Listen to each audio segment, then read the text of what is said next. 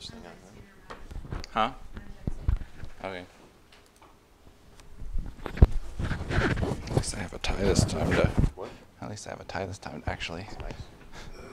I'm going to go ahead and hit start, so we'll be live streaming starting now. Okay.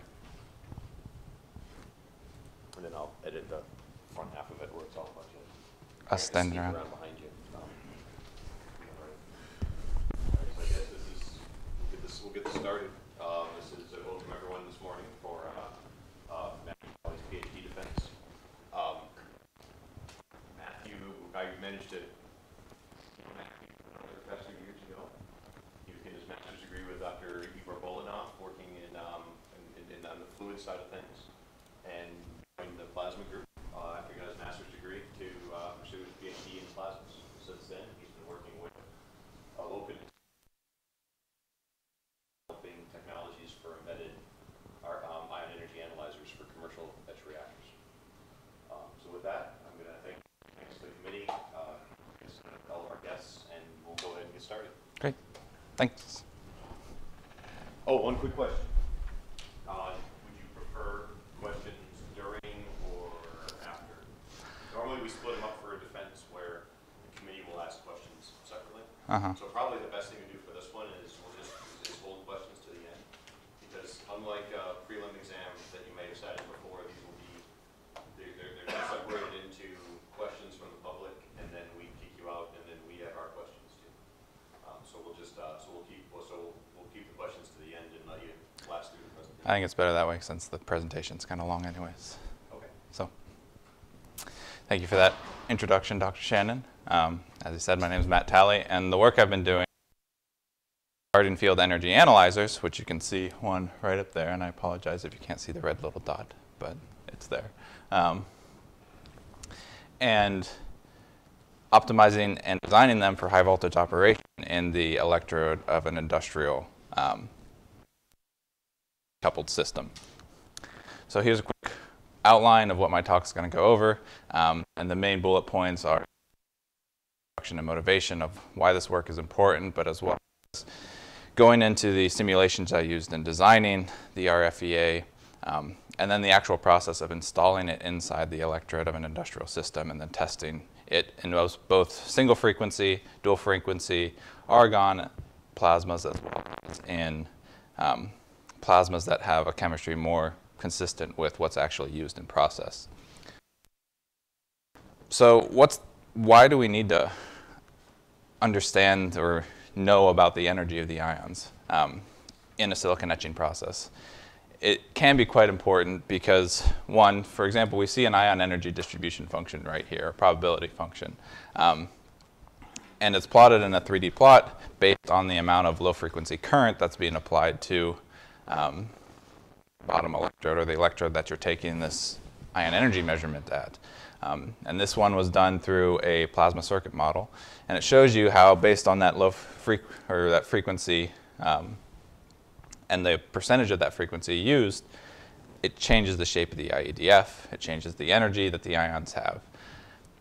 So we know that the ion energy changes based on that, but what does that actually do in our process? And so if you look at a silicon wafer and you're trying to etch a trench like that, you want the to be as straight as possible. You want the top to be the same size as the bottom. However, based on that 2% of low frequency power that you're applying, you can actually change the shape, how closely related the top is to the bottom, whether they're the same size or not. And again, that's the same idea. Because the ion energy is changing, the bottom portion of that trench is changing sizes, which is important to know for our actual manufacturing processes of the silicon wafers.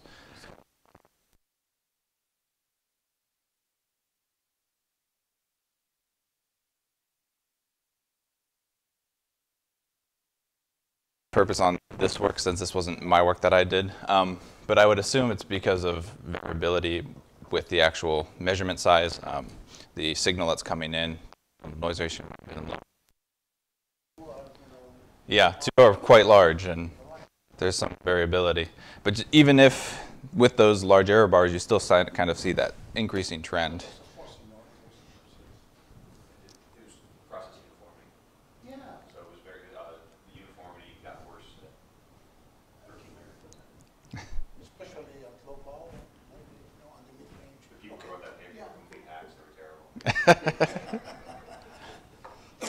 So for another example, there's also been work showing that you can have an ion energy distribution function, or IEDF.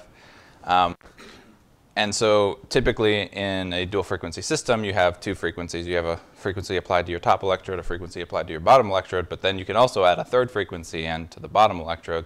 That's a harmonic of the low frequency power you're applying. Based on the phase between that harmonic and the low frequency, you can actually change the skew of the IEDF. Changing that skew then has an effect on the actual process as well, because here you can see that depending on the phase, whether it's at 0 degrees or 100 degrees out, 80 degrees out of phase, you actually get a different etch selectivity between whether it's silicon oxide to silicon nitride. You get an increase in the silicon oxide etching, but then depending on the bias power you put in with the low frequency, you can actually, again, switch it. And it's based on the idea that the skew of the IEDF is changing, and so you have a better selectivity. So understanding the ion energy, or knowing what the ion energy is, has a direct impact on the actual processes that we're trying to complete. Which, if we can understand how to control that ion energy, we have a better understanding of how to design our systems to get the results we want. So when I started, they've done retardant field energy analyzer measurements in the past. They have wafers like these, where it's a actual wafer that you can put on top of the electrode and take multiple or get multiple IEDFs. However, this isn't really conducive.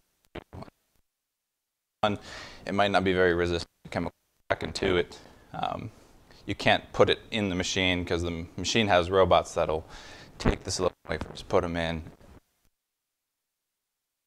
run it.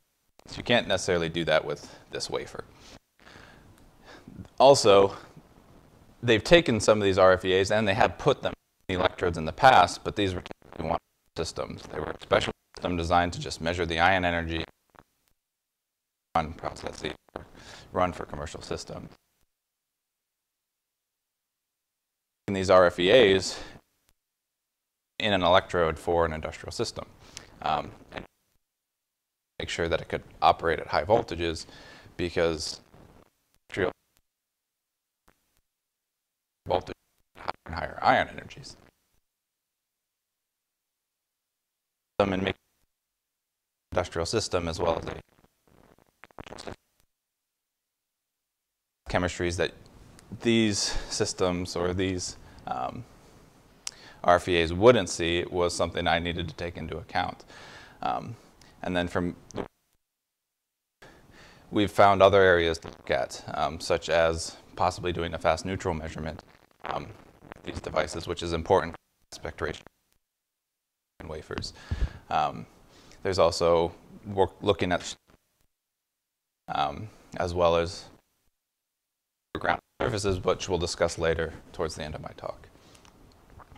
So this is the current reactor that I used. It started like this. This is a from Tokyo Electron. It's one of their older systems. But it was something that, it was an industrial reactor and designed for industrial purposes. And so I took it from this state into the two states here, which we made this mating piece here that's in the center, which is my actual chamber. It's about a 8-centimeter gap.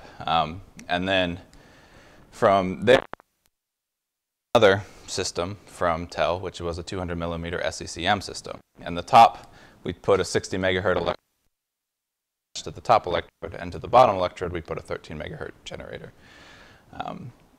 Also in the system we set it up so it can flow argon, oxygen, and carbon tetrafluoride, or CF4. As oxygen and CF4 are more consistent with actual process gases that you'd see in industry.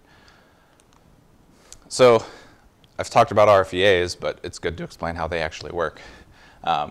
So if here on the left you have your plasma, you're going to have electrons and ions that stream from your plasma through your sheath. And in the sheath region, there's a drop in, or there's a potential change. So the ions gain energy, while most of the electrons will get sent back to the plasma.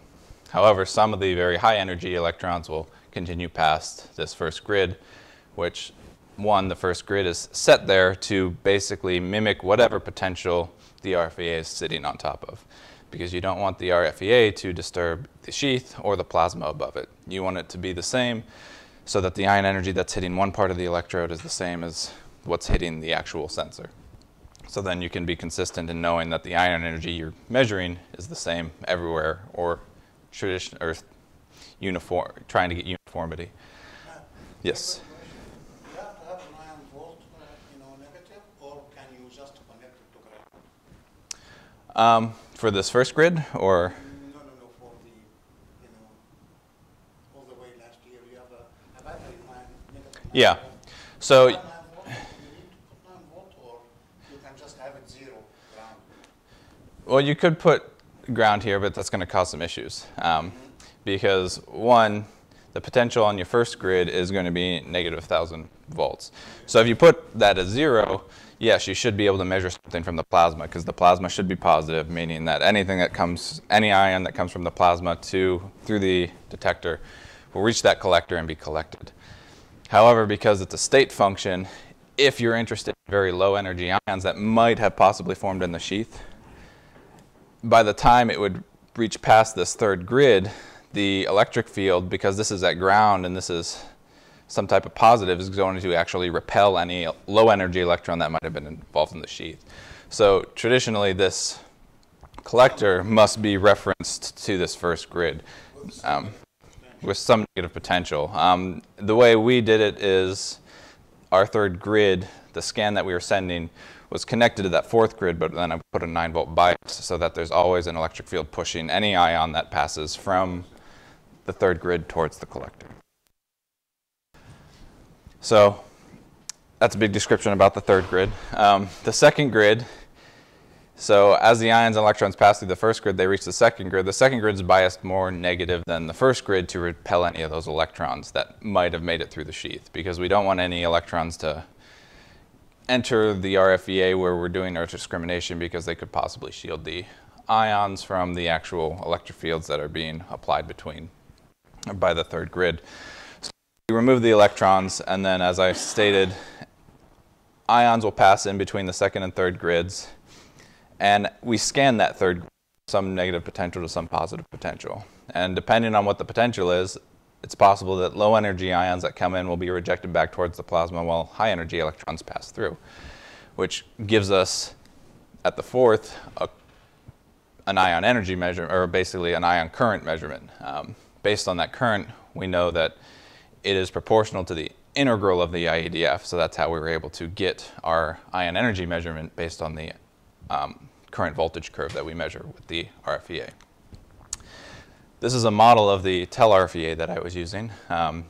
Just as a quick background, this is a SolidWorks model made from, or it's a model made in SolidWorks.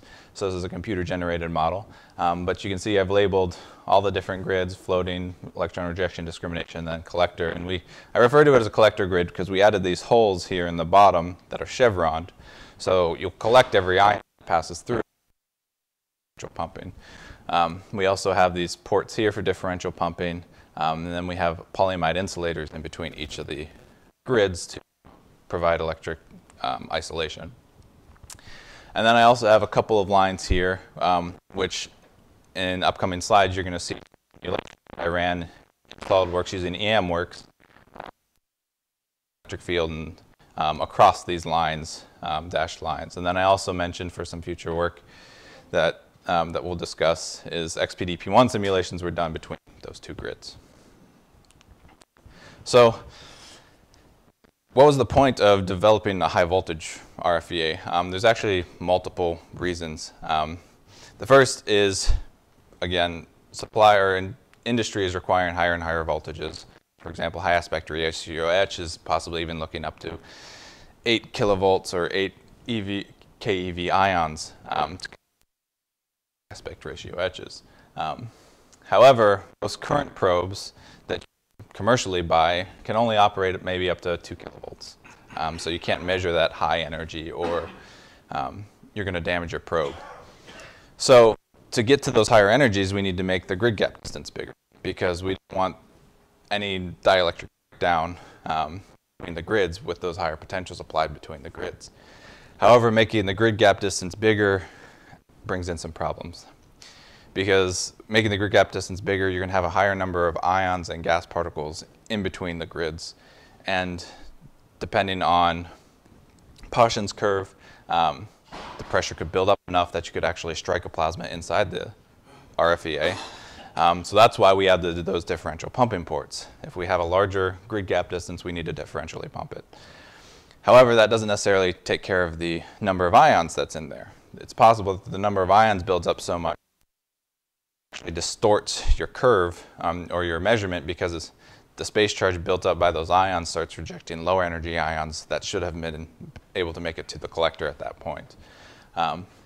So we did some simulations looking at electrostatic as well as XPDP1 to figure out, okay, one, how can we optimize the resolution? Because the pumping ports are going to change the electric field inside the grids. So we need to figure out what that's doing and how to optimize it. And then two, we need to figure out, okay, what is the charge doing? So we did electrostatic simulations where we varied parameters like the hole diameter, the grid gap distance, and this fill diameter, which is basically, if you had a circle, the whole grid will actually fill up that whole circle. And the diameter of that circle is what I call the fill diameter. So adjusting those is going to affect our electric field to try, and so we wanted to try to adjust those to make it the most uniform as we can. And then also we used the XPDP1 simulation, the space charge, and figure out what it does to our IV curve and is it possible to compensate for it. So here we have a plot of the electric field using the electrostatic simulation in SolidWorks, looking at how the electric field changes when you go vertically down through the probe. And so this is just the Y component as well. It's the vertical component of the electric field, which is what the ions are mainly going to see as they pass down. And based on this electric field plot here, this is what we expect based on the potential cartoon that we saw earlier on how the RFEs work, is we have constant electric fields between each of the grids, which is what we want. And then there's sharp transitions as you move from one grid to another. So how does that Y component actually compare to the radial components? Because it's not the only electric field component in the RFEA. If we have a large radial component, that could send the ions away to the walls of the detector, so you wouldn't actually be able to get a measurement. So using a root of the sum of the squares, which is that equation over there on the left, or your right, I was able to normalize the Y component so that you can compare the component to the radial component. And as you can see, for a majority of the case, the Y component is the most important, because it basically is, the normalized is equal to 1, meaning it's basically Y over Y.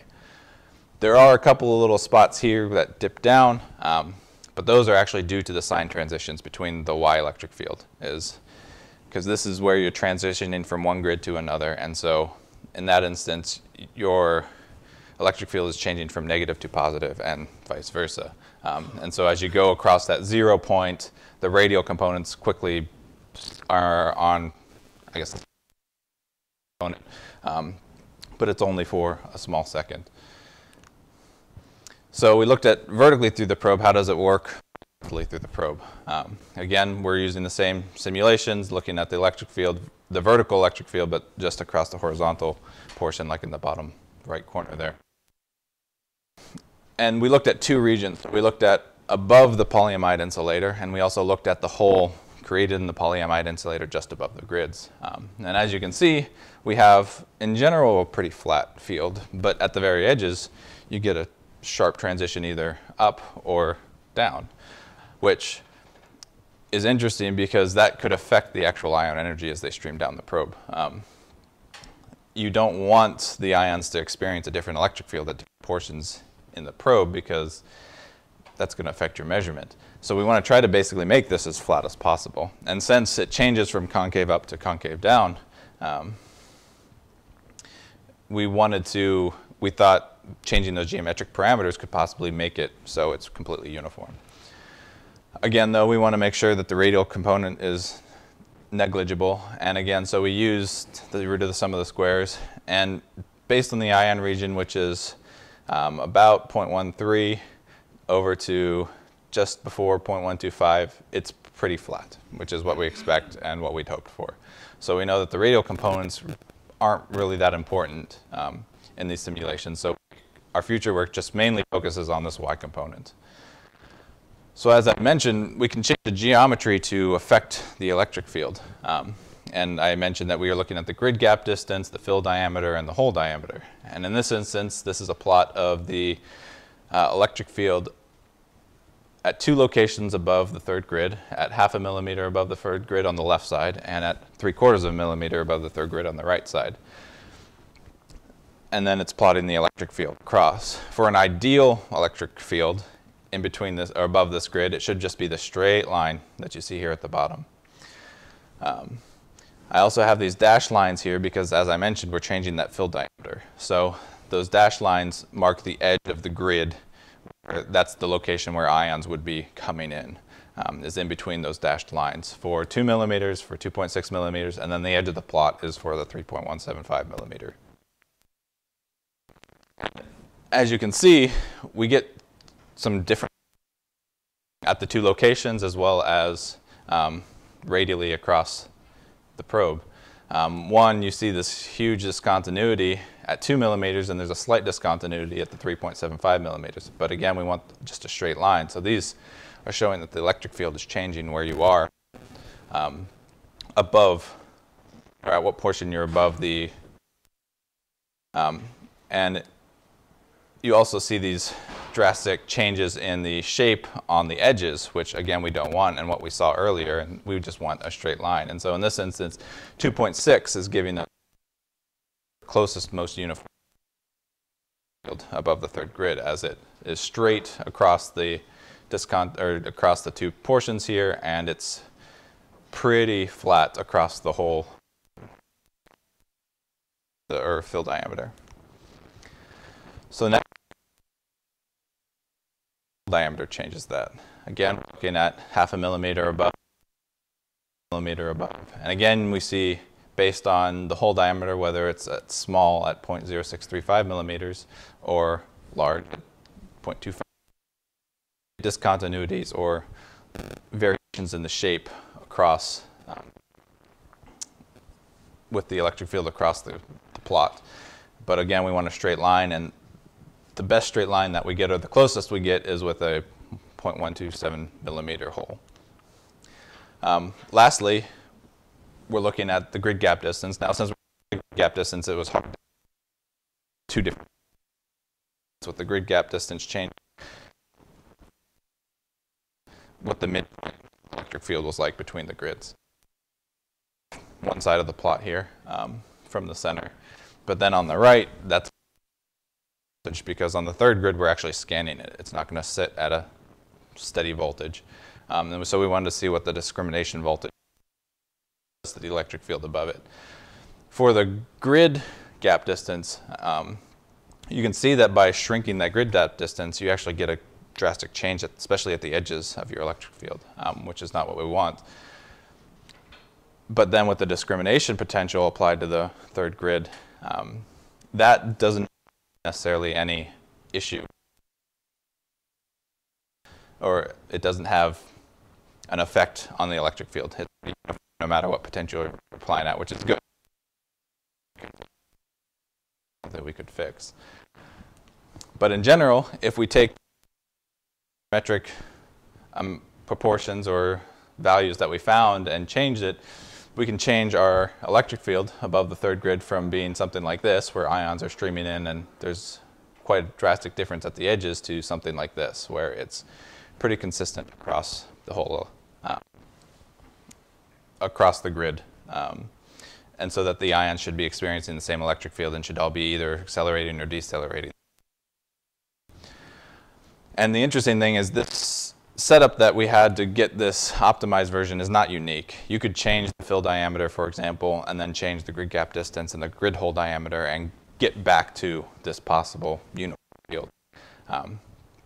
But by optimizing now, the electric field is not going to adversely affect our actual measurement. So we can move on to look at something that has a more effect on the actual energy resolution, which is the potential in the grid holes. Ideally, when we take an RFEA, we think the potential we apply across the metal grid is going to be the same within the grid holes as well. However, based on the simulation, you can see here in the plot, the case. A drop in potential anywhere from possibly 5 volts to 3 volts in this case, where we're taking the potential at this dashed line here, as this was the point where this difference between what was applied to the grid and what was in the hole was minimal or minimized. And in this instance, we just applied 500 volts across this actual grid. So what does this mean? This basically means, though, that if 500 EV ions are coming in, they should be rejected. However, because the grid hole potential is not 500 EV, those 500 EV ions will still pass through. So we want to figure out how can we get this potential drop here to be as small as possible. So again, we're looking at grid gap distance, grid hole diameter, to figure out how that potential is changing. And in this instance, we took, again, just like that plot you saw earlier, we took the potential drop across each hole, but then we plotted it on top of itself. So that allows you to see the variation between each hole, but then it also allows you to see the variation based on the grid gap distance. And what we find is, yes, there is variation between each hole, but the more consistent or important trend that we see is that with decreasing gap distance, we get an increasing potential difference in the grid holes, meaning that what we're applying to the grid is getting worse in the grid holes because it's not meeting the same potential that we're applying to the grid. So then, because the variation between the holes is not important, we'll just focus on a single hole here, or a couple of holes, but looking at the hole size, what happens when we change the diameter of the grid hole? Well, we find that as we change the diameter of the grid hole, as it gets smaller, the potential that's applied to the grid is able to actually in the grid hole as well. You get a smaller potential difference in the grid holes when they're smaller. And then the last interesting one was to look at the discrimination potential again, because again, we're scanning the discrimination grid. So what does that do to holes? And what we found is that as you increase the potential applied to that discrimination difference increases, which that's a problem because we cannot fix that. We have to apply potential, we have to change, meaning the higher potentials we go, the worse this is going to get. So this is kind of a limiting factor on our energy resolution. But how can we visualize that? So function to figure out how the RFEA going to respond to, for example, a monoenergetic beam of ions. So if we assume that 500 EV are coming in monoenergetic and we apply 500, or we apply somewhere between 499 volts to 511 volts, what we're getting. And if we have just the monoenergetic beam and we have an ideal case, it should just be this step function here. It should just immediately, the current should immediately drop it. However, because we have and create these instrument functions by using the ratio, which is described over here on the right. So basically what we can do is we took, for the example, just looking at the grid gap distance, where does 500 volts lie in that potential drop? So if we're scanning between 499 to 511, well, at 500, we know that the physical diameter is that large, and that's where 500 is. However, as you increase the potential maybe up to 505 volts on the top, we know that 500 volts is going to come down here somewhere smaller, which that shrinks the actual diameter there. So that ratio between the top physical diameter and the bottom, or in the ratio or the diameter at 500 volts, you can create a percentage of that's how many ions are going to actually be able to pass through. And that's how we got these instrument functions. And as you can see, as the gap decreases, the width of this instrument function gets larger, meaning that our resolution is getting worse. Because it's not going to be as sharp as a transition with the 500 EV ions, which should measure just be a peak at 500. Instead, with this larger one, it's going to be a peak maybe closer to 504, which means we're now 4 volts off instead of being, for the example, the orange, 2 volts off. So we know that we want to increase the gap distance and decrease the hole size. Decreasing the hole size is good because it gives us better energy resolution. However, it's also going to restrict the actual current coming in. So that one's kind of a trade-off. With the increased gap distance, that's what we wanted anyways, because we want a high voltage RFEA. But as I mentioned, increasing that gap distance could give us problems with space charge buildup. Because what can happen is, as shown in this example from an XPDP-1 simulation, is depending on the number of particles in between the second and third grid, you're going to get a potential profile like that up in the top right. And that potential profile, you see a local maximum potential. And it's possible that that local maximum potential could reject low energy ions before, which should have passed through the discriminator and gotten collected.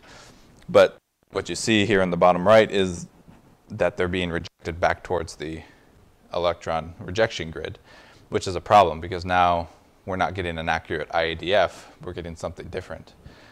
So using the XPDP-1, we can figure out how does this actually affect our IV curve. But to explain that, we have to figure out, okay, how are we actually going to get our IADF?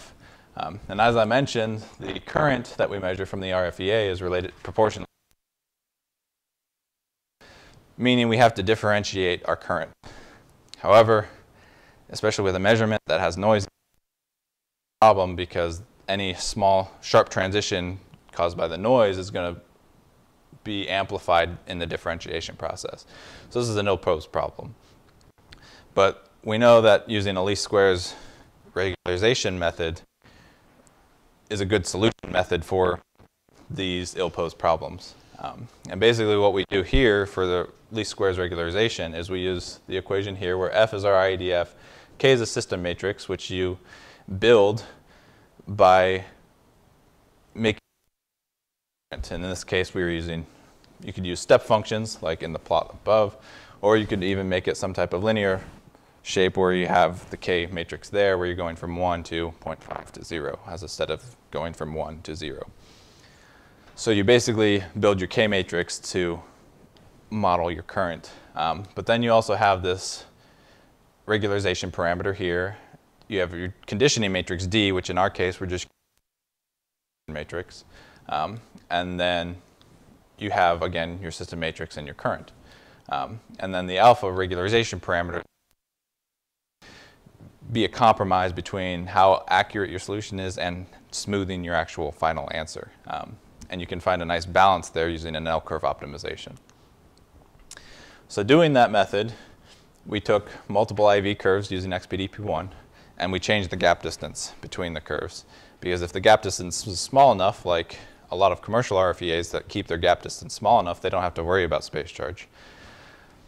And so in the instance here where we have 0.7 millimeter gap, we didn't have any space charge distortion. And that's, you can see the IADF on the right, that the 7 millimeter gap follows the original distribution used in XPDP-1, which is just a typical Maxwellian distribution.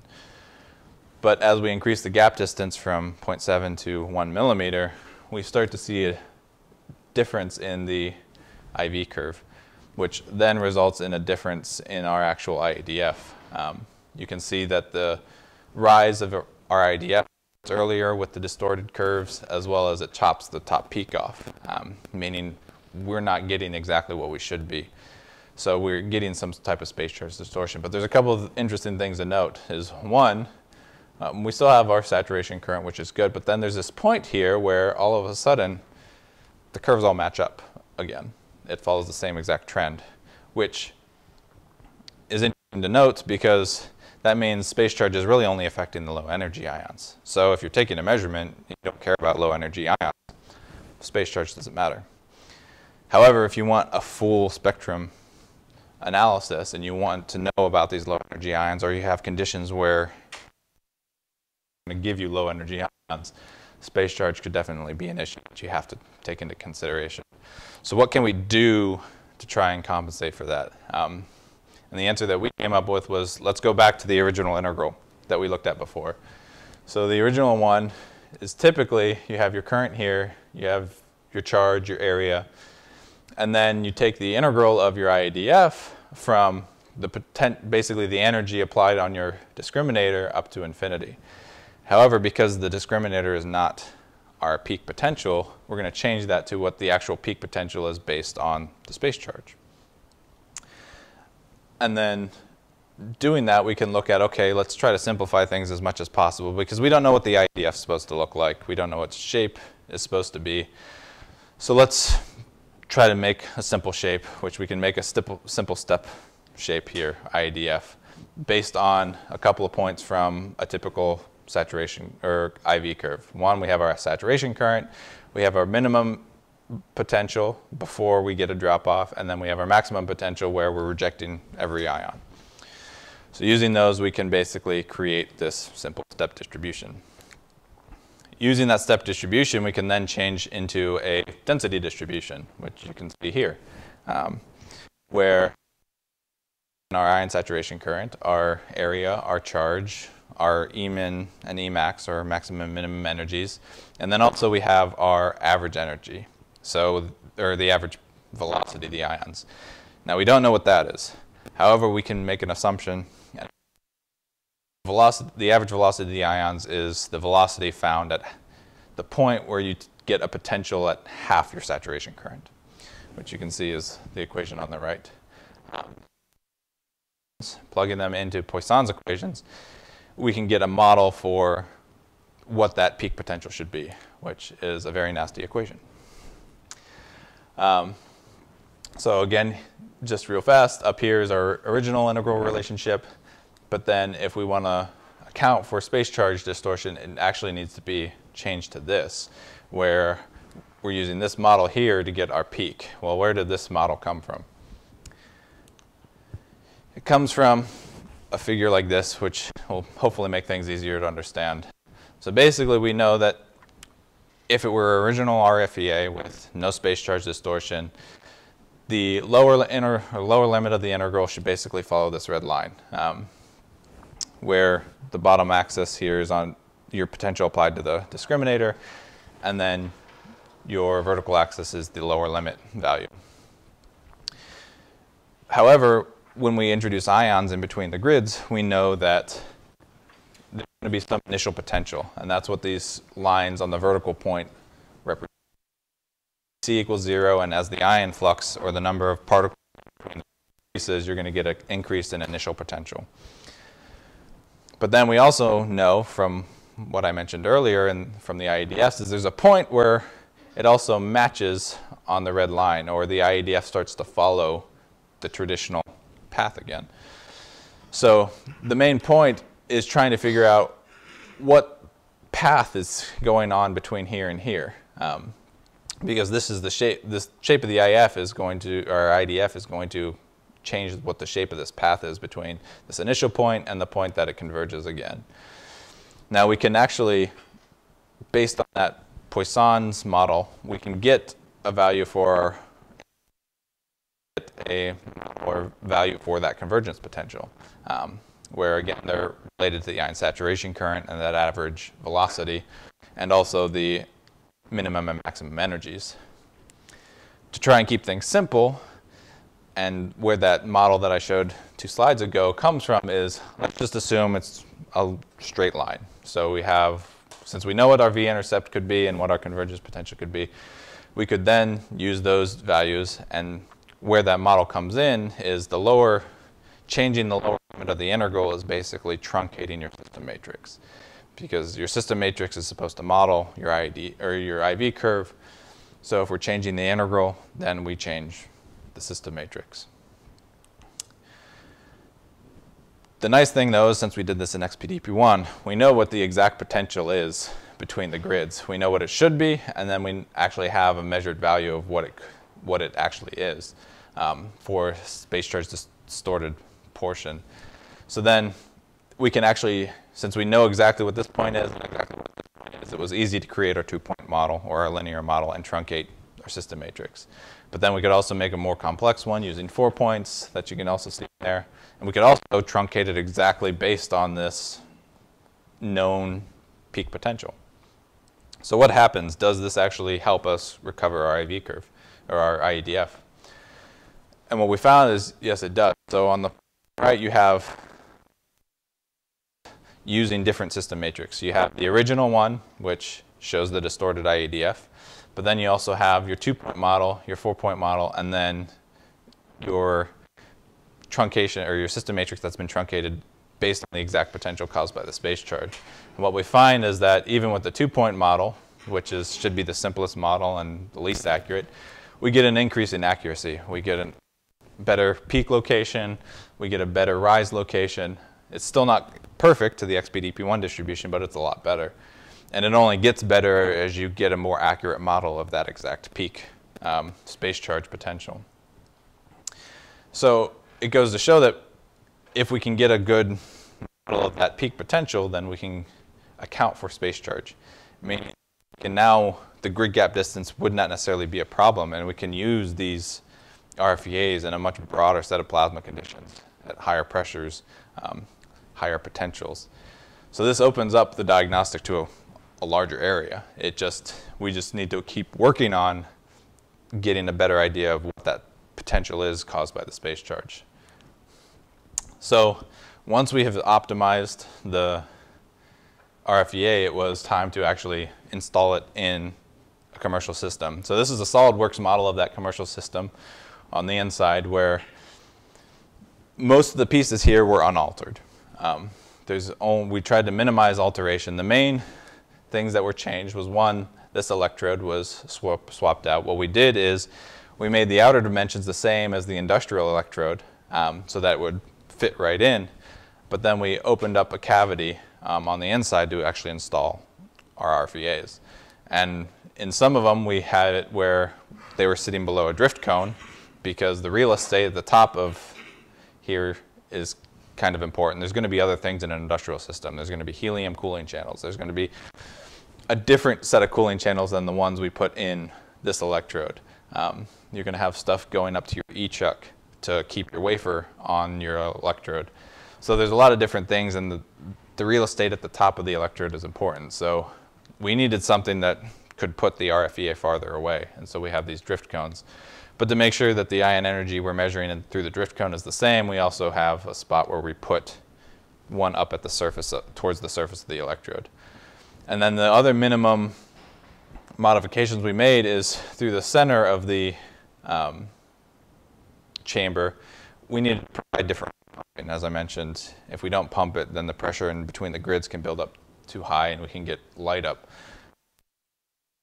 whether it's due to Paschen's curve or due to even secondary electron emission, as you'll see in the next couple of slides. And so we have this differential pumping tube that we put through the center, which is typically where the lift pin mechanism to take your silicon wafer off would be. But the tube also allowed us to pull our wires out to take our RFEA measurement. So this is an actual picture of what the electrode would look like, or what the electrode looked like. You can see the backside of the top, which that one I labeled as SM, which is the one it's a millimeter below the top surface of the electrode. And then we have two probes here and here, which sit below drift cones, where one's labeled TM, and that one, first grid, is directly connected to the electrode, so that we know that the potential on that first grid is going to be the same as the potential on the electrode.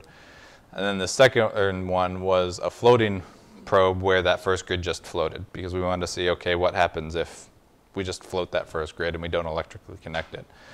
And then here on the right, you can see the lower half of the electrode. You can see the differential pumping hole that we put in, and that's where we pulled our wires out through.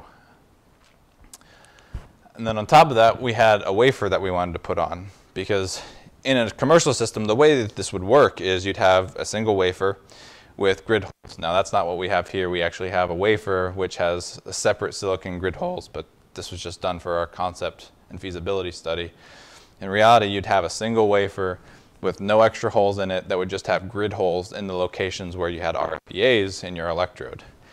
And as a single wafer, you could put that in your system and say, you know, in between maybe every 100, every 50, or every 100 wafers that you're running, to just make sure your ion energy measurement is the same. So you put it in, the robot would take it, slip it in, set it down, and then you could take an ion energy measurement after every 100, every 200 wafers you run. And so that basically that grid allows access to those differential, or not the differential, but to the drift cones, or to that surface mount probe. And in our case, to keep it on, since we didn't have an E-chuck or anything, to keep it on, we just screwed it onto the top of the electrode. But since we added a drift cone, we need to figure out, okay, pressure is important. We know that pressure is going to, the pressure, it has an effect on our measurement or how the operation, of the RFEA. So what change, but we also know the real estate is important at the top of the electrode. So what does changing the shape of our drift cone do from maybe say this to something like this? So using conductor to estimate what the pressure would be inside the drift cone, both at the top and the middle portion. And that's what you get over here in the plot on the right is you have the blue dots, which is the pressure at the top of the drift cone, and you have the red dots, which is the pressure at the middle of the drift cone. I have two other lines plotted on here where one, if you look at the probe and the distance of the probe, we have a specific pressure limit based on the mean free path of the ions in the probe. You don't want the ions to collide with anything in the probe. So that was set to be basically at about a little over, it says it's a little over 8, close to 9 millitorr based on that. However, that's not the only distance. If you have the drift cone, you now have a whole lot of extra distance. So that's what that orange line is it's the, based on the mean free path of the ions through the drift cone and through the probe, that's kind of the operation limit. Now, it's not perfect because for those lines, I was using a single value, but the pressure is changing all the way down this drift cone. But what this plot shows us is the drift. Any issue depending on the shape of the top, we might have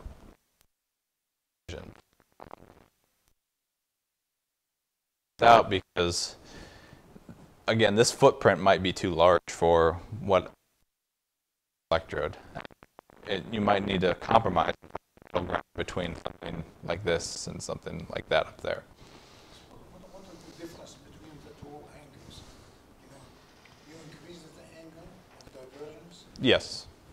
How much? So this one, so if you go from 0, that's basically saying that this top side is a millimeter. It is a millimeter in diameter. So 0, basically it's coming straight down. Oh, right. Straight up. Yeah, and so then going up, we go from 0, and then as that angle increases, it kind of comes out farther and farther to a point where it's about a little over 35 degrees, where that's what this angle is right here for this bottom piece. And so, yeah, so if we take this half angle and make it 35, then it lines up perfectly like that. No problem. So along with the electrode probes, we wanted to also put one in the side of the chamber. So we designed these 2 wall probes, and the purpose are 2 of them you'll see in the next slide. But basically I wanted to give you a picture of what they look like and where they sat. And so basically they sat in the sidewall like this, where this is just a cover to prevent any plasma from going past the probe. We wanted the probe to sit right at the wall, and so we wanted it to act like have a plasma stop. And then in the new one, we changed it so we didn't even need to use this cover. We just made it the complete size. The difference between the two is in this one, you have to pump through the actual RFEA. All the differential pumping is done through this first grid. However, in this one, this is a grid from this first grid here. Pumping has to go through this grid, but then it goes around the probe in this other design. But why do we need that other design? Well, as I mentioned, when pressure gets too high between those grids, you can get possible light up. Now, we weren't seeing necessarily light up due to Paschen's curve, because at the pressures I was running at, you need really, really high potential to curve. Interesting effect. One is, depending on the second grid or the plasma electron rejection grid potential applied, whether it was negative 50 volts or negative 100 volts when this is taken at a ground measurement. So the first grid as at ground, we saw that this hump changes location. there's two interesting things about this hump. One is it's changing location based on that second grid potential. Two, it's also negative. Why do we have this negative hump or this negative drop-off? At a ground measurement, we wouldn't have any of these negative measurements here. What we realized, though, is because it's changing with that second grid potential, it's likely light up caused by secondary electron emission, the aluminum grids that we have, whether it's the first grid or the second grid or the discriminator.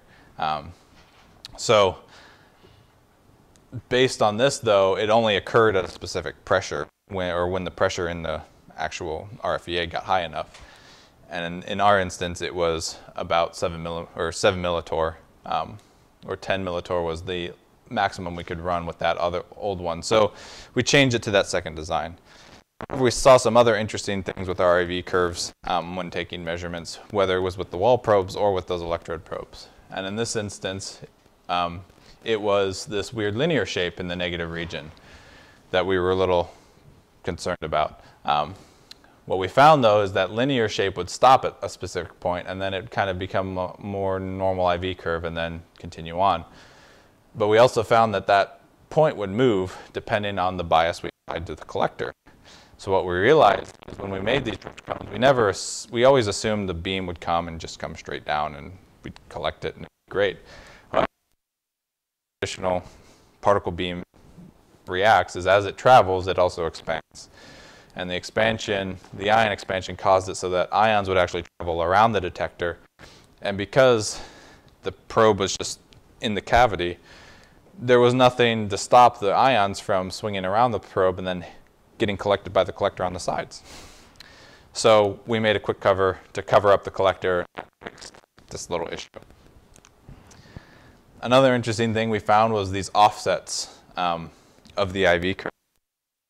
In an ideal IV curve, we wouldn't expect any offset. We'd expect it just to go to 0 amps and it'd be done when we're rejecting all the ions.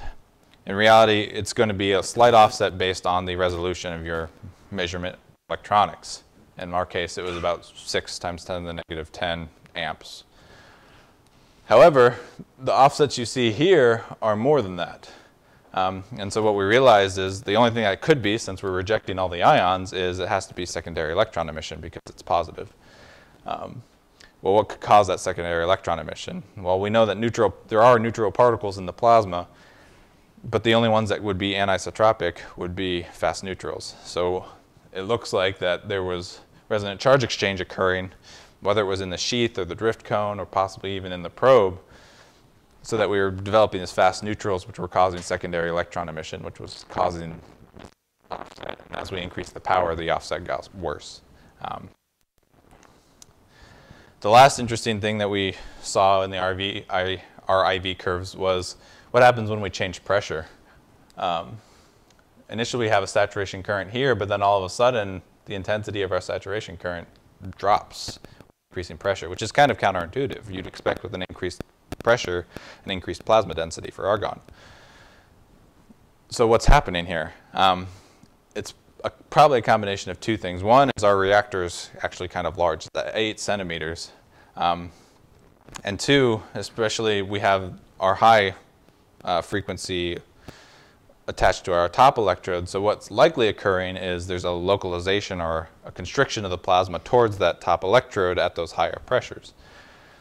To try and confirm that, we took some hairpin measurements to look at the density at the center of the chamber. And in this case, you see something kind of interesting. You see an expected increase. So from 5 millitorr to 10 millitorr, you get an increase in density, which is what you expect.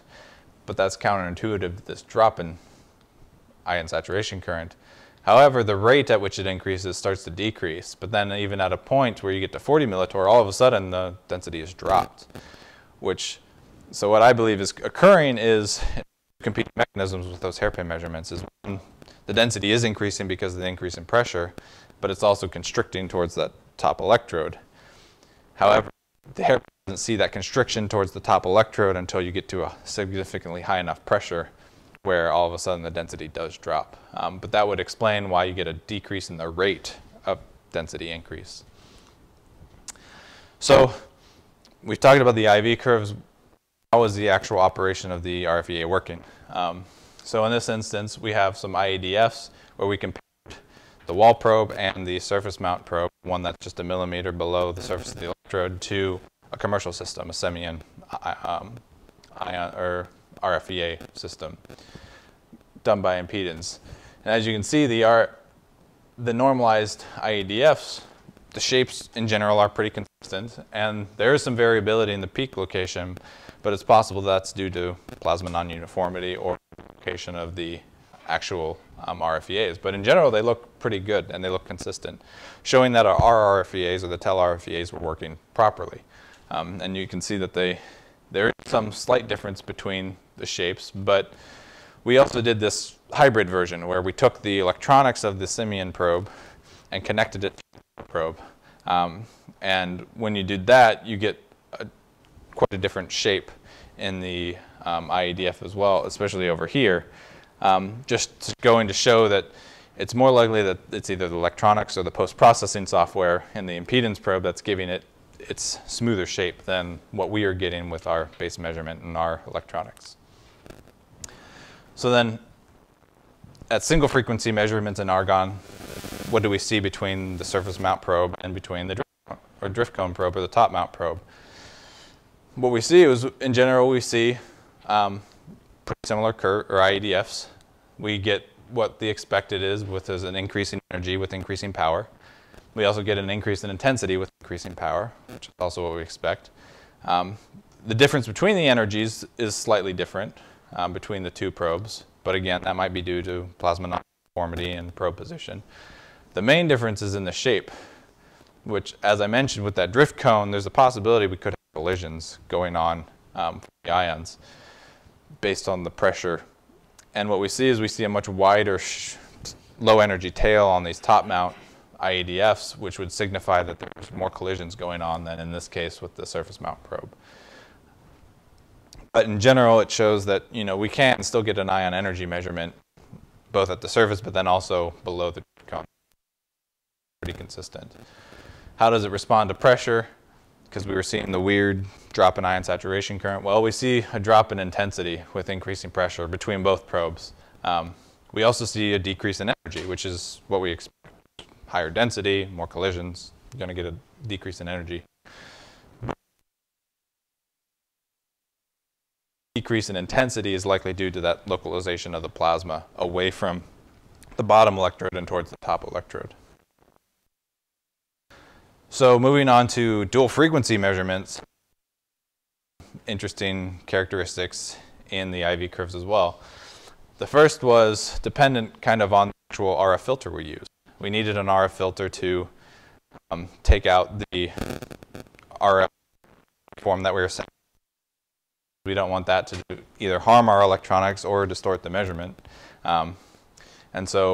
But depending on that filter, we either get this negative offset or we can even get a positive offset, whether it's here with the impedance filter or with Allen avionics filters. The only difference that I know of between the two, without actually opening them up and looking at the capacitors and inductors they used, is there's a 200 kilo ohm resistance on the impedance probe that's not on the Allen avionics filters. So that could possibly be a reason why you get this negative offset as opposed to the positive one. However, the Allen avionics filters give us kind of what we were expecting, and those were the ones that we later measurements for these dual frequencies. Another interesting thing that you might note is these curves they do have drop-offs in the negative region, but that's because of the actual reference of the ions. So with the dual frequency measurement, our electrode is biased negative, and that's what the ions are technically, that's the reference that they see. While our RFEA is technically referenced to ground through the computer electronics. So we needed a measurement of the actual potential applied on that electrode so that we could shift the IEDFs based on that potential, and then that would give us the proper ion energy.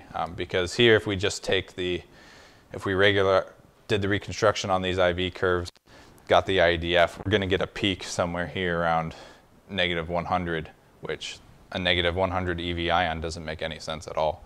But if we know that, the actual bias potential is -120, then we know that this curve should be shifted to the right by 120 volts, meaning that, that's actually a peak at 20 eV, not negative 100 eV. Another interesting thing that we saw was, especially with the drift cone probes, unlike with the surface mount, which you see in the blue, the surface mount one, it was a nice curve and it leveled off. However, the drift cone probes didn't level off. They kept going with this high negative current. We're wondering what could cause that. Well, I believe it's the same thing as we had with the issue with the ions is, yes, ions are streaming down this drift cone, but there's electrons streaming down this drift cone. Now, electrons can stream down. We covered the collector, so it can't be the collector, even though at this point the collector is very positive because it's tied to the discrimination potential. But that cover should stop any electrons from getting to it. However, what I didn't account for was the openings here at the bottom of the base.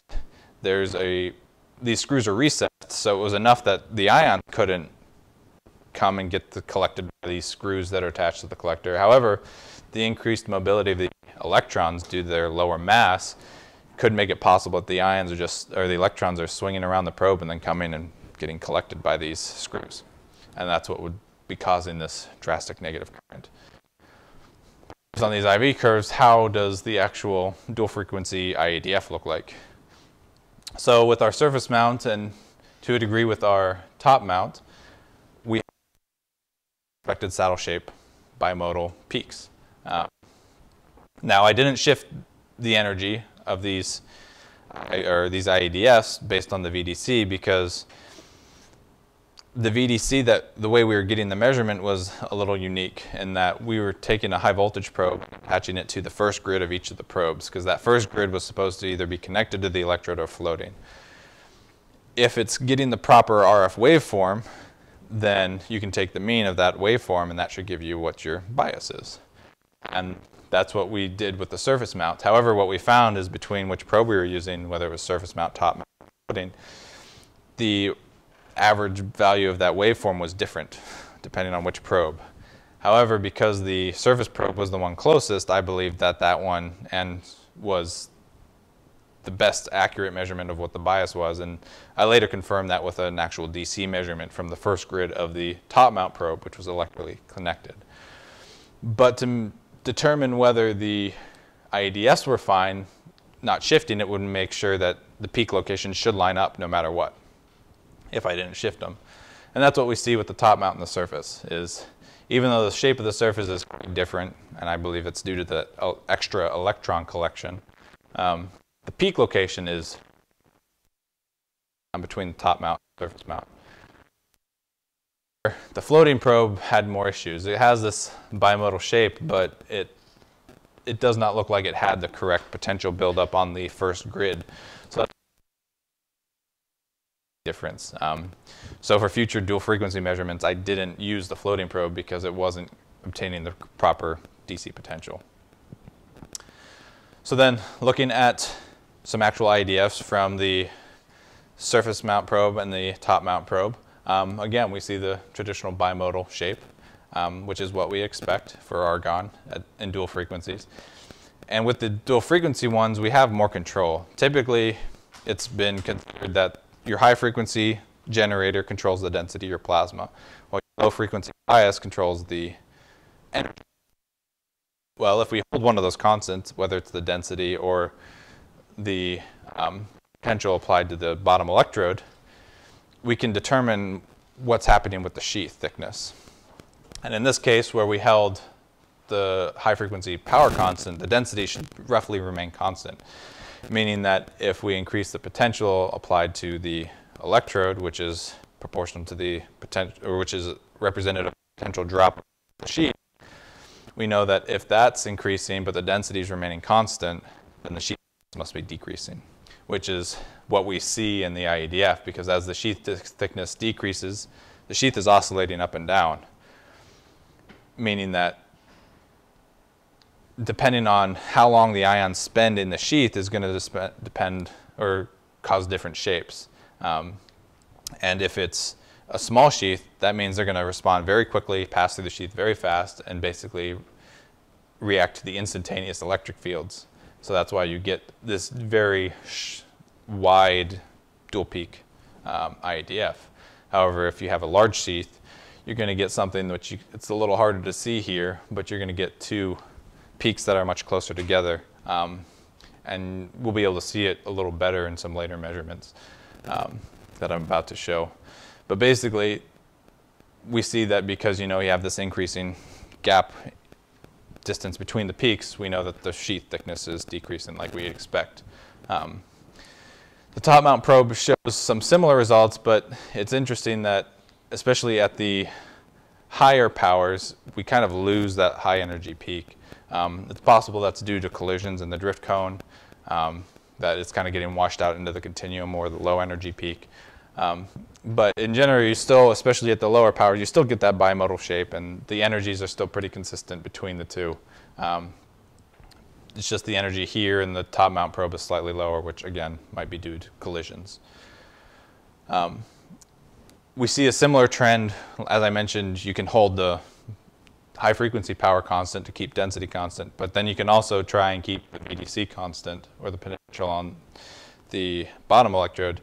We see a similar trend when we did that as well. So that's why I don't have those shown.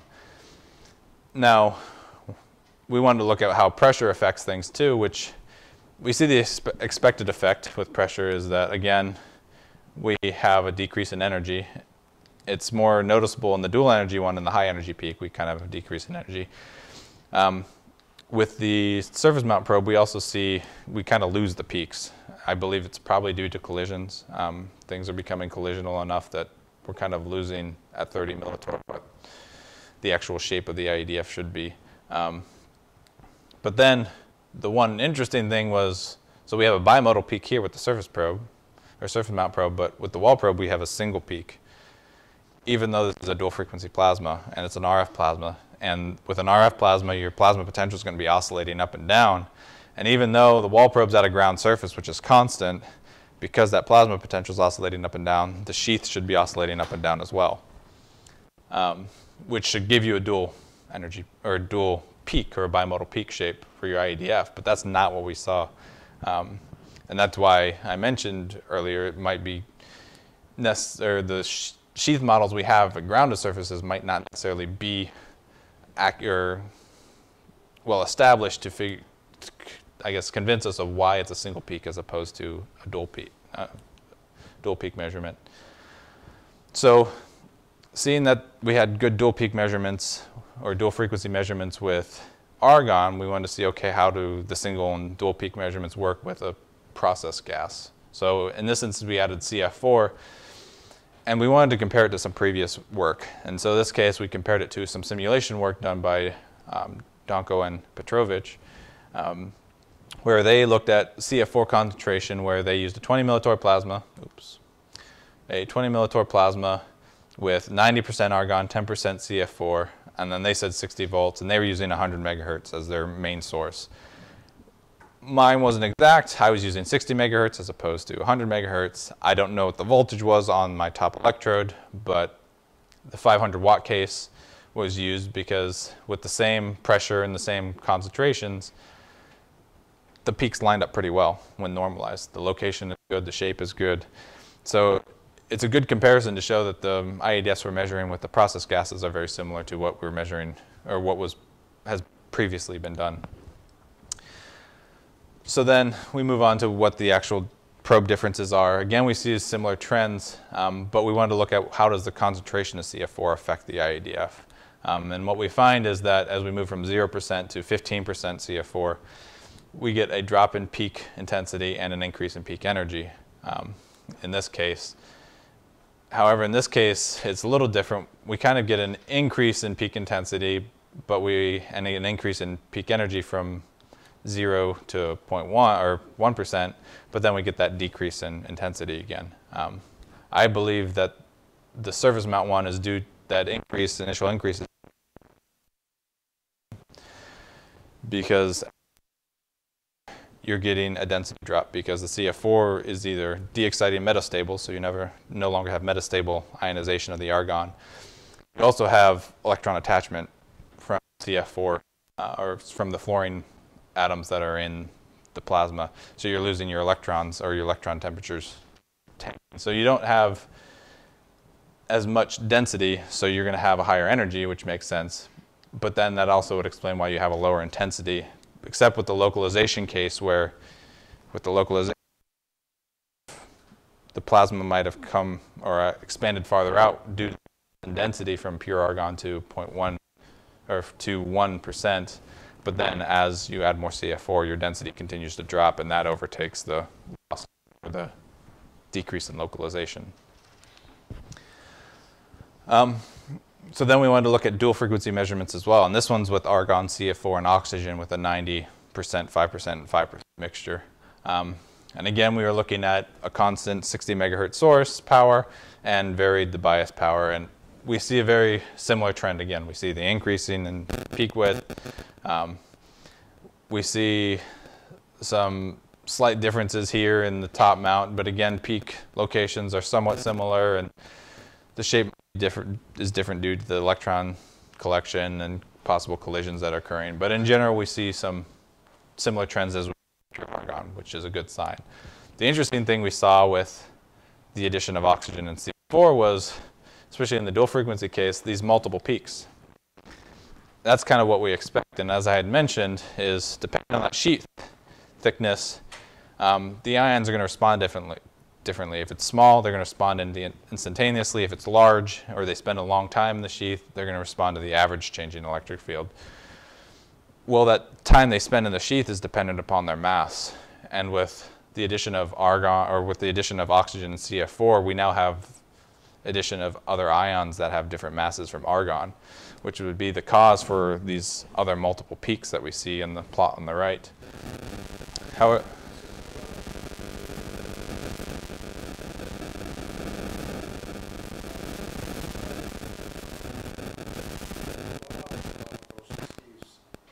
for example, electromagnetic association, and a lot of collision things going on. This is not an easy case. No.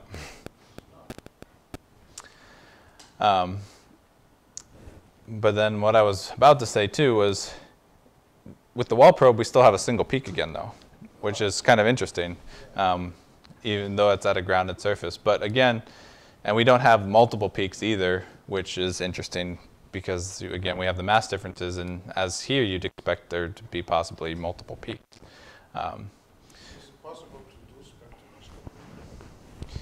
It could be possible with that system. I didn't have a setup to do with that system. The last thing to do was to look at the effects of the CF4 concentration again from the wall probe, and then also kind of the pressure effects. Because again, we've been saying this localization effect. I haven't had great hairpin results to confirm it exactly, but there has been some evidence to show it. And I've got some more here, where again with the CF4, we see this kind of increase from zero in intensity from 0 CF4 to 1%, and then it kind of drops off again. I think it's, again, a localization type effect that's occurring there. But then as you increase the pressure too, with the CF4 concentration, you get the drop in intensity again.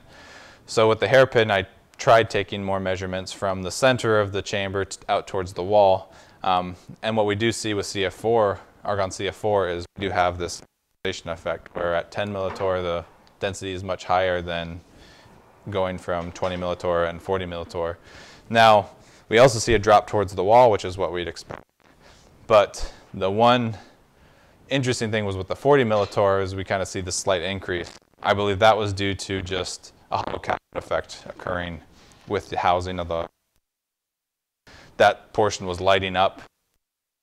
So I was assuming that that portion probably had a higher density than possibly what the center of the plasma might have had. So that's why as we pulled the hairpin out from the center, it's not much. It increased a little bit compared to the previous cases, and so that's why I think it was the hollow cathode effect, because you could see the cathode light up. And does that also explain why the density drops so much? Probably sat on one too. Yeah, I don't know. I don't believe it was lit up at the 10 millitorr. It might have been lit up at the 10 millitorr case, and I don't think it was necessarily lit up at the 20 millitorr. But yeah, it's possible. So having done this work, it was able to show that we can take these RFEA measurements in an industrial system, but there's still a lot of future work that could be done. One is design recommendation changes to catch that ion beam expansion. You could increase the grid size. Of course, we can change the grid materials to be more resistant to chemical etching, chemical attack, and different things. And then there's a couple of long-term projects for the fast neutral measurement, possibly using these and that, because you could use the secondary electron emission coefficient material your collector is made out of, take that offset, subtract your resolution, and then doing a reverse analysis saying, okay, this is the current that's being measured as a fast neutral. However, we're actually going to cause a secondary electron. We can get an estimate of what our fast neutral is from that. But then we can look into more of the space charge and sheath effects, which is something I wanted to discuss a little more. Is we do see a little bit of evidence of validation that I've tried to do with some of the wall probe measurements, where I increased the gap size from 1 millimeter to 6 millimeter. You can see that we have this earlier drop off, and we do have this meetup point, which is evidence. However, the problem with this experimental work was this is a normalized IV curve here. The actual currents measured IV curves was drastically different than the currents we measured in the XPDP-1 simulations. And it might be due to particle losses at the walls and other effects. And so when we tried using the model and trying to compensate for the space charge, it didn't quite match up the way we were hoping or expected it to. There is some more work that could be done in taking more measurements to validate the space charge effect, and then even trying to make our model more robust to try and estimate what that peak potential is caused by the space charge, so that we can actually compensate for it and get the proper IEDF. The other interesting thing was, as I mentioned with those wall probe measurements, especially in the dual frequency cases, they were all single peaks. Now, most sheath models that are taught or understood are based off of this kind of plot right here, where you have your plasma potential, and then you have some drop off through your pre-sheath, where you reach your sheath and pre-sheath interface, and then you have your wall at the end of your sheath, which is at some negative potential. And typically, at your pre-sheath and sheath interface, that potential is set at 0 volts, which is fine, except when you add a grounded surface, the grounded surface is always at. In that case, you wouldn't have a sheath, you just have your plasma to your pre-sheath to your wall. Okay. However, they say that the drop between your plasma potential through your pre-sheath is typically half of your electron temperature as an estimate. That would give, if you say your electron temperature is somewhere between 3, 5, or even 10 eV, it's going to give you 1.5 to 5 volts. However, as those IEDFs I showed you showed, I was measuring energies from 20 to 80, not 1.5 to 5. So this model here doesn't quite work for an RF sheath at a grounded electrode. It's possible that maybe we just need to change it so that it's fine if we want to reference everything to the pre-sheath sheath interface. That's 0, and then the grounded surface is going to be some type of negative potential. But in general, that's not necessarily how it's considered, and so we can do some more work in analyzing and doing some modeling of the sheath dynamics above a grounded surface for an RF plasma to try and get a better understanding of why those were single peaks as opposed to dual peaks. But in conclusion, I can let you read the rest of this because I've gone quite a bit long. The main point was to, again, try to take an RFEA and put it in an industrial system so that we could take measurements under process type conditions. And I believe that we were able to do that and show that we were able to do dual frequency measurements under process gases and get some accurate IEDFs that were reasonable and showed good energy. And so in the end, I'd like to acknowledge those that have helped me, Dr. Shannon, and as well as Yao, and there's some of their work, Dr. Verbanker, and the help that he gave with XPDP-1, Alok, Peter, Joel, Lee, Jing, Barton, Merritt, basically everyone at the Concept and Feasibility Lab at Tokyo Electron in Austin, Texas, as they Electron was also the major support for this work. And I thank them. And there's some references. And if there are any questions, I'd be happy to.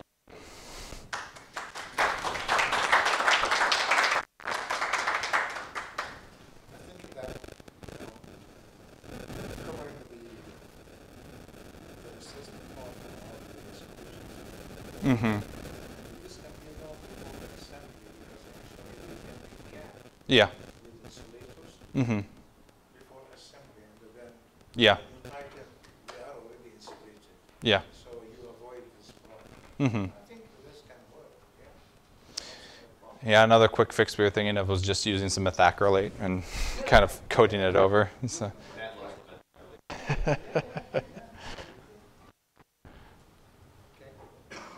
So, way we work at the end of the talk, at the end of a PhD defense, is that we open up the floor to the public for questions.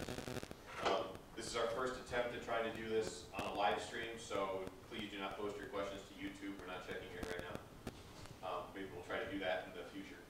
But if you do have questions, obviously you can contact Matt or post them, and we can try to answer them later.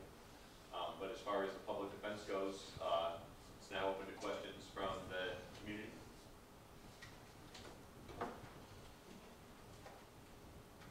It's okay, you can ask questions. Next, we come back and nail you on yours. You can ask a question. Anything else? Abdullah came in. Questions from the, I guess to go ahead and move it forward, the questions from the committee. I mean, there's two sets of questions the committee will ask. We can ask questions with everyone here, and then there'll be a subset of questions we'll probably ask you whenever we ask everyone to go hang out, take the donuts with them. Mm-hmm. But is there any questions that the committee would like to ask before we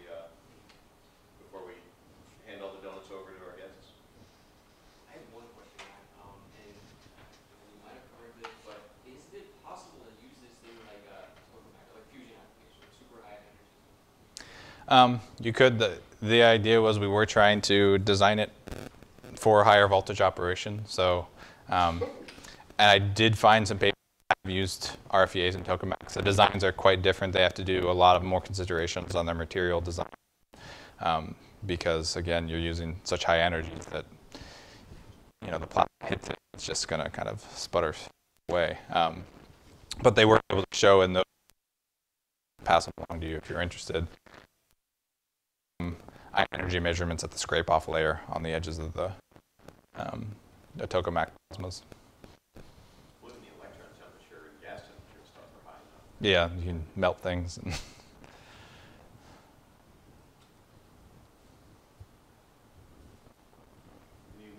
I got a couple I can ask before we. Joe, want to go? Just have the committee. You mentioned when you were talking about your CF4 plasmas that electron attachment makes the electron temperature go down. Yeah, I realized that I said that might be an issue because I was thinking that as an electron, you reduce your electron density, there should be less collisions of the electrons, which should increase the temperature. You're also preferentially killing your low energy electrons. Yeah, because they're more likely to be attached to the fluorine atoms. So your Yeah. bulk average energy is going to sneak up, and it'll thermalize. There's a tug of war going on. Yeah. But for the most part, you put those things in, you're going to start to. Yeah, I realized as I said it was probably incorrect, but Well, I got you. yeah. My job's done. I have a kind of high level manufacturing. I get the point about you have a kind of a reference wafer that you're using when you're running reference. From an instrumentation point of view, you can measure, nanoamps pretty accurately. You can measure, voltages, fairly well. In terms of your instrumentation and the parameters that you're going to be watching or using in this type of thing, what kind of accuracies are you really trying to get at when you're talking about like your ion energies or these parameters? What are you going to measure to kind of dial in your processes?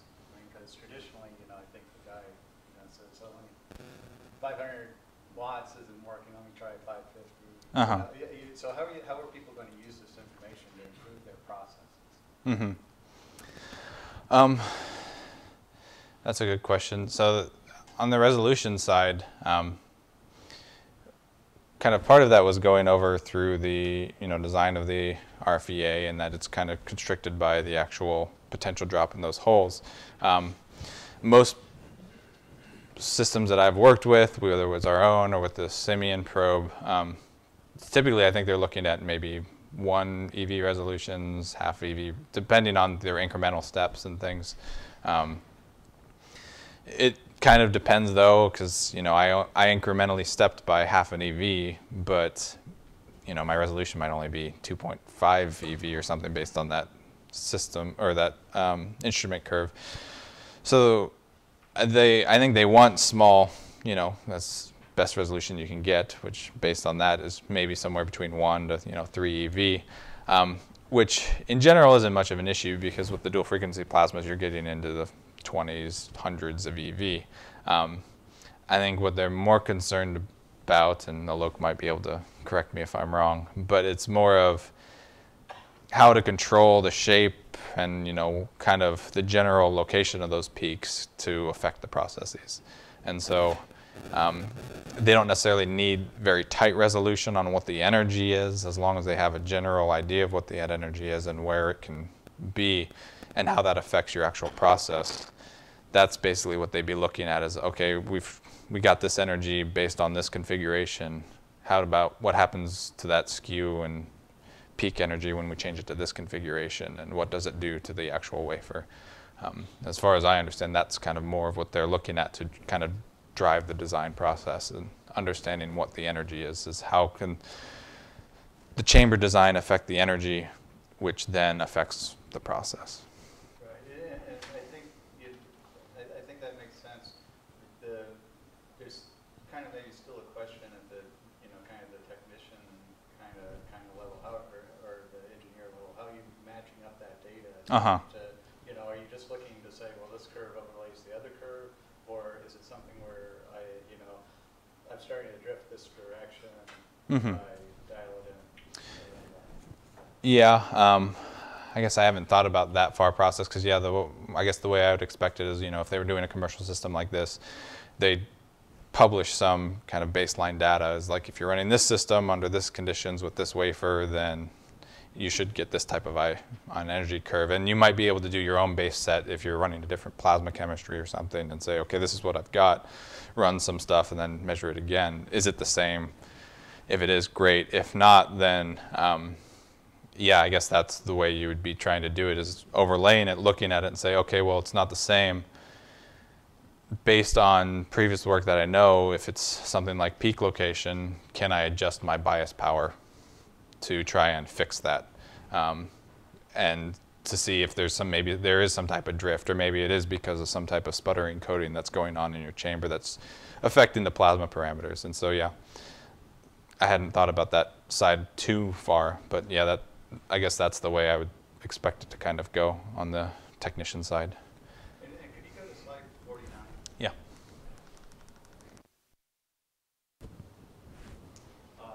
So this one you're against theory, and then I think your data, the red and the green. Yes. And that kind of strange stuff is happening with the red curve, so this is kind of, you're measuring. You've got a lot going on, and this complicated plasma system and all that. So the green curve looks so nice, and then the red curve, you've got these, strange, funny There and kind of bumps. yeah.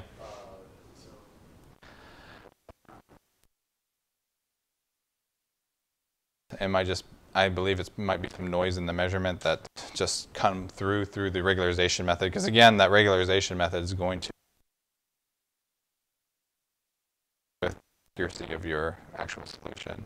Because I've done some work too where it's been curves like this, and based on that smoothing parameter I've chosen, it's actually changed it so that the high energy side peak. What? Careful using the word accuracy. Okay. The most accurate one is the one that's your ion energy Yeah. But mathematically, That- what you're calling accurate is what? Trying to think. Now you've put me on the spot and I can't think of anything. My job, man. They do what they need. So I guess it wouldn't be accuracy. It would be the estimation of your actual solution, because basically you're trying, in this regularization process, you're trying to basically estimate the shape of what it's supposed to look like, as opposed to What type of analysis? What type of analysis are you, what is regularization taking the place of whenever you set this whole thing up? So what's the if it's not an no-close solution, what type of solution are you usually trying to? you're doing a least squares solution, which would be just minimalization of the residual, which, What you're calling the most accurate. yeah, Okay, so just want to make sure that's not yeah, the most right solution. That's mathematically the most right, but clearly physically is bad. yeah. So just to Okay, yeah. Thanks. Yeah, and so if you looked at like, and this, if you maybe look at your current measurements, maybe you'd have wiggles in your Yeah, current measurement that you might have in the red curve, but not in the yeah, green curve, and then that's kind of propagating.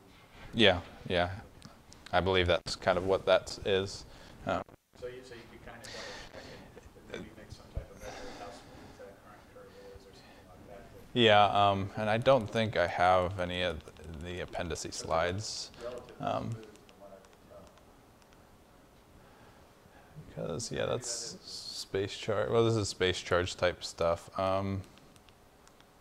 Because I had one plot that I ended up taking out, and I think would be a good example where it was funny because, and it was related to this plot actually, I think it's in the thesis, is because this is showing the surface mount and the floating probe, but then the top mount probe, that one looks terrible, like it was oscillating.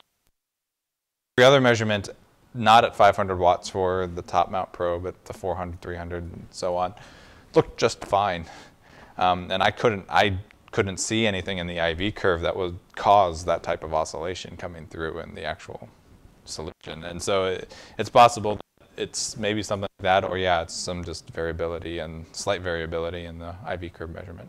But from a process control point, you just really made me care about the main peak. And, Yeah. Yeah. So while we're over here, you go to slide 46 real quick. I got something you had asked about earlier. I'm curious about. So you mentioned that you talk about the floating probe measure, Yeah. and you mentioned that because it's floating, you have basically a voltage divider. So your floating probe measurement's giving you a disingenuous estimation of what the DC offset is, right? Yeah, of what on the electrode is. Yes. More interesting for me here is why is that would just take your entire distribution function and shift it laterally.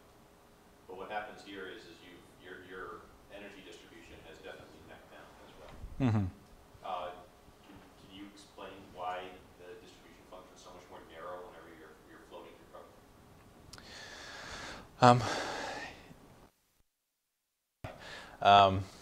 So to start off with the floating probe, if I remember correctly, the potential I was measuring on that first grid was actually positive. It was around 9 volts, as opposed to what the electrode would be, which is at maybe negative 120 volts.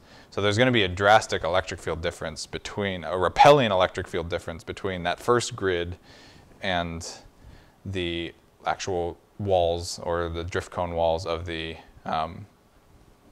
above that probe, which partly that's going to give you a retarding electric field, which could cause some of that shrinking of the actual IEDF. Shrinking it that much, I'm not necessarily sure. Again, I know too the shape issue is going to be somewhat caused by electron collection, because that floating probe was also susceptible to electron collection at the screws. But that would be my best guess of why right now, that would be my difference would be so much, is that you've created a retarding electric field between the first grid, because that's been positively charged, just I believe by because basically, again, it wasn't connected to anything except the high voltage probe, which is going to be impedance, so it should just float at whatever potential it's sitting at. And then if the probe's not sitting, again, it's just going to float because the charge has nowhere to go. So it's going to create this retardant field, which should slow the ions as they come down the drift cone, which is. But if you don't have the fancy mathematical tools at your disposal, how would you take care of the noise in the signal? When you take attention, there's a propensity to have huge. Yeah. And you don't have. You don't have the smoothing. Yeah. I would assume, I haven't had too much work with that. I would assume you could try to use some of the electronics in your measurement to kind of reduce the wiggle that goes on. Whether you're trying to increase the actual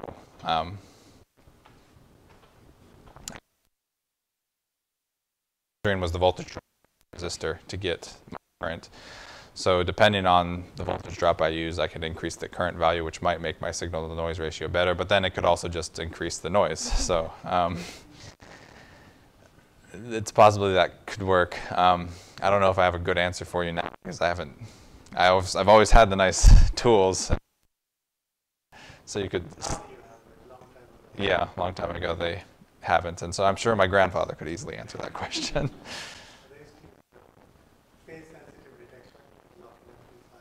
Mm-hmm. Chopper, block, block. Mm-hmm. Another question on this slide is what the RF field penetration in the detector. You have RF and you have DCs. Yeah. So for these dual frequency measurements, you do want the detector to float at the RF. So you want to make sure you have good, or at least a good potential rise. Now, I'm not necessarily so sure how important that is after the drift cone, because in the drift cone, the idea is, your ions are drifting down. But as I saw with the measurement on the first grid of the top mount probe, that VDC oscillation wasn't as high as the oscillation on the surface mount grid, which was closer to the actual surface. Because the RF is just going to float around the outside of the electrode. So the penetration to the inside of the electrode is going to be more difficult, and that's why I believe the oscillation on the top mount one wasn't as high. However, at that point, as long as the whole detector between the grids are oscillating correctly, it shouldn't necessarily matter. Just as long as the oscillation is the same across the whole detector, because the ions are mainly just going to be retarded by the DC fields. And so as long as the second grid and the first grid are rising at the same rate and same time, then that's perfect. Now, I did calculations, and it was okay coupling between the grids for that purpose. I'm sure it could be made better by putting another maybe capacitor link between the grids. You do want to float it with the cathode. Yeah, you want. Not with the top 60. Yeah, you don't want the 60. The 60 doesn't penetrate. It does a tiny bit, but it doesn't penetrate very much. For example, with those single frequency measurements, when I grounded that bottom electrode, you would see a little bit of 60 come through on the lines that would affect the potential applied, or basically the way I'd see it was the amplifier I used to set the potential on my second and third grids, it sits at a specific offset when you turn it on, 1.5 volts, 5 volts. However, when you turn the 60 on, you'd see that kind of jump, which that's where I'd see the 60. So I'd put filters on there to take that out from reaching those electronics, but it didn't seem to have an effect on the measurement at all. And so. Does that have to be 8 centimeter gap in this reactor? And if the reactor is like 3 centimeter, you apply 20 kilowatt, will that change? I would assume it would, based on the proximity. It should penetrate more, but then again, depending on what your high frequency is, if it's high enough, your ions won't be able to react to the oscillation anyways. And so because that same oscillation is going to be there in the sheath with the low frequency oscillation as well. And so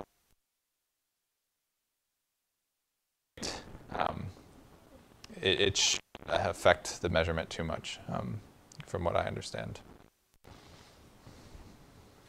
In your future work, you discussed that the electronics should be configured for a higher voltage operation.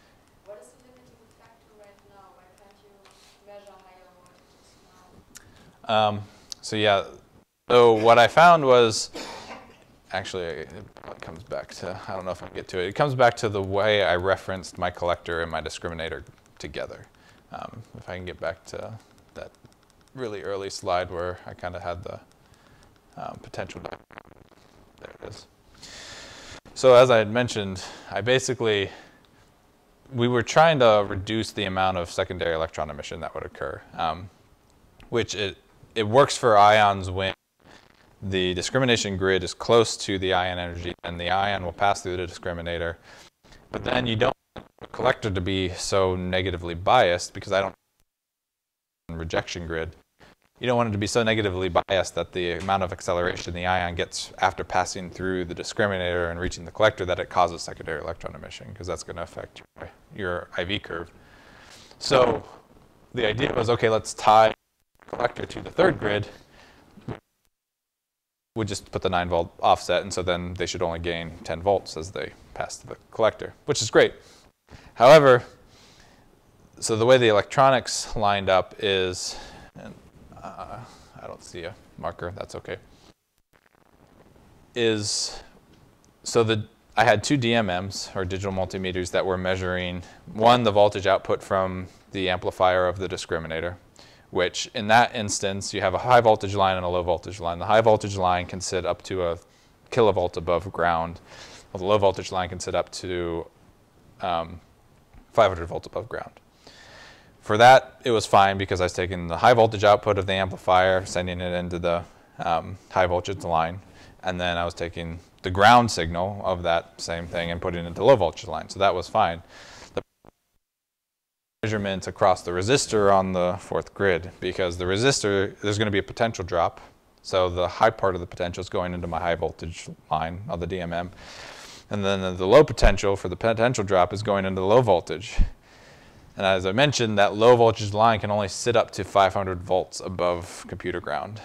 So if I scan effectively, taking into account what the VDC is, because the VDC changes where I start my scan at and where I finish it at.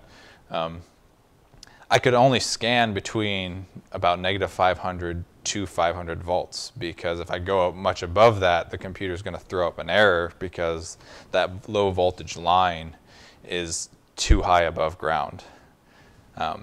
So that's what I wish I could have drawn it, but that's what the main issue was, is basically because the potential drop across that resistor is at a high potential all the time.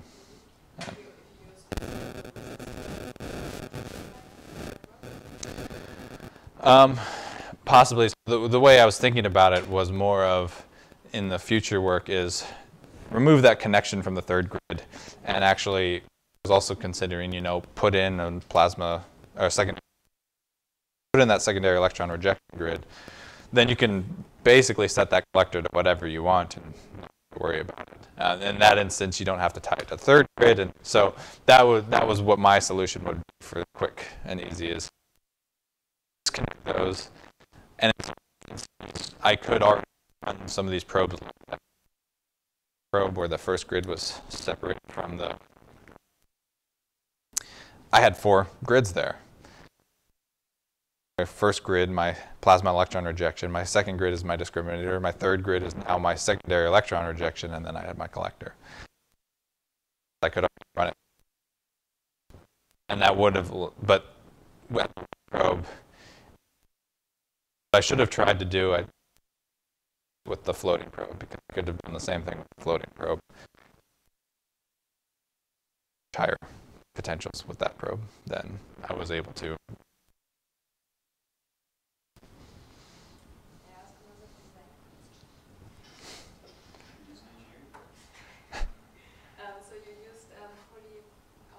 polyamide. As dielectric.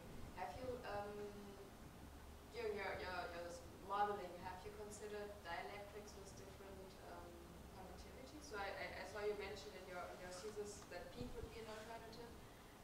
Did you model how the electric field would change if you use a different conductivity? No, I didn't have or think about it at that time when I was doing those, because I was mainly focused on the actual modification of the metal grids. And typically the Vespel or the polyamide, it allows me to run up to 5K with that thickness. So it was definitely good enough to get me to high voltage operation. So I hadn't considered it. But yeah, that would be definitely something you could check later, because you could get a different material with a different permittivity, and you might be able to keep it thinner and still run to those higher potentials. Yeah. Have you considered the dielectric loss factor in your simulations?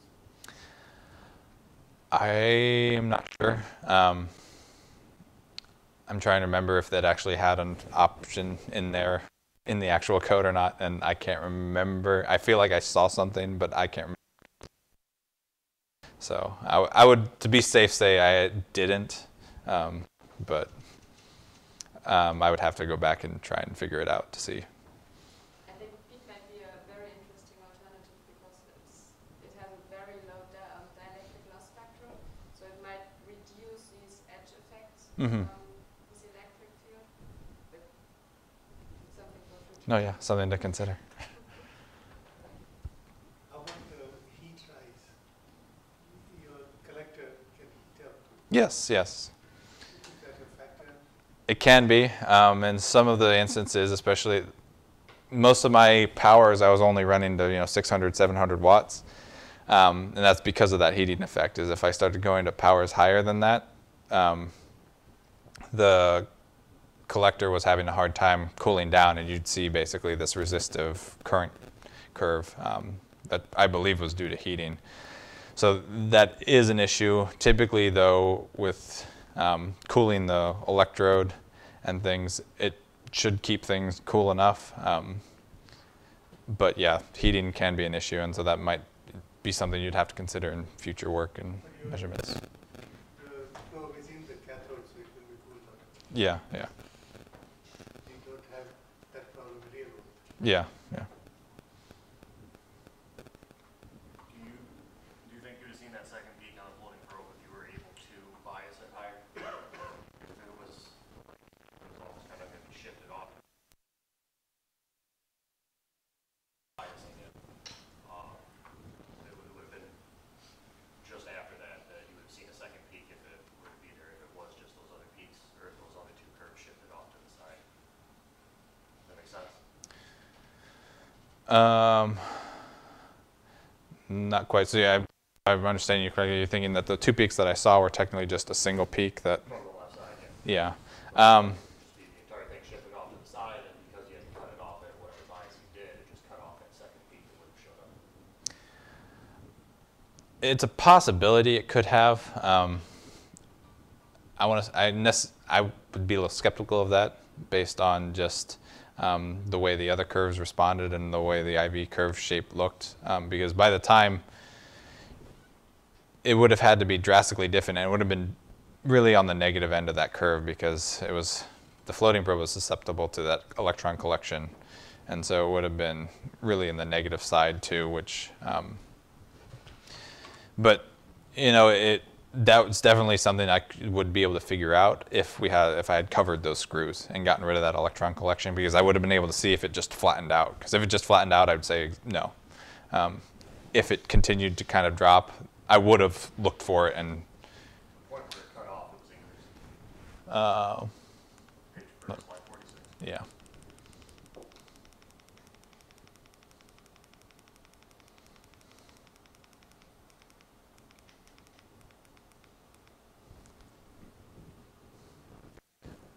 So you mean that portion right there? Yeah. It's increasing, but so those peaks came from these IV curves. And again, that increase is probably due to increased electron collection, because just as this one's going down, this might continue to change slope, which is going to cause that increase. It might level off eventually, kind of like the top mount one did, and just stay a same slope. But yeah, based on the initial shape here is, to me, it seemed that this was IV curve. I didn't get any other IV. And then it leveled off a lot and then dropped again really heavily. So that's why I'm kind of skeptical of the idea that if I kept going, it would.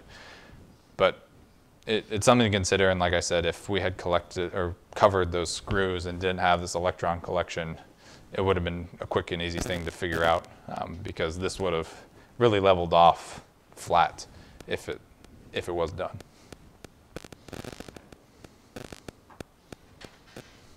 Any more questions? Okay, at this time, if you're not sitting in the first two rows, I'm going to invite you to take the donuts outside, have a snack, have some cider, hang out for a bit.